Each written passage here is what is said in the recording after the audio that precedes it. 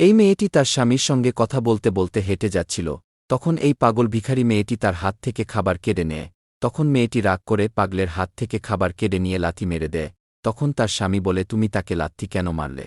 হয়তো সে ক্ষুধার্ত, তাই খাবার কেড়ে নিয়েছে। তার উপরে সে গর্ভবতী, তুমি তাকে খাবার দিয়ে দাও, আমি আবার তোমাকে নিয়ে দিচ্ছি। তখন মেয়েটি খাবার দিয়ে চলে যেতে থাকে, কিন্তু ছেলেটি ওই ভিখারির কাছে গিয়ে বসে। তখন তার স্ত্রী ফিরে এসে তাকে বলে, কোনো দরকার নেই তার উপরে দয়া দেখানোর, দেখো কোথা থেকে প্রেগন্যান্ট করিয়েছে। তখন ছেলেটি রাগ করে বলে, তুমি তার সম্পর্কে কোনো খারাপ কথা বলবে না, কেননা সে আমার গার্লফ্রেন্ড, আর তার পেটের বাচ্চা ওটা আমারই। তখন তার স্ত্রী তা শুনে অবাক হয়ে যায়। এরপরে যা হলো তা দেখলে আপনাদের চোখ কপালে উঠে যাবে। কিন্তু তা দেখার আগে ভিডিওটি লাইক করে দাও, চ্যানেলটি সাবস্ক্রাইব করে দাও। লাস্টে দেখা যায় মেয়েটি যখন প্রেগন্যান্ট হয়েছিল তখন ছেলেটিকে বিয়ে করতে বলে, কিন্তু ছেলেটি বিয়ে করে না, কেননা সে অন্য জাতের ছিল।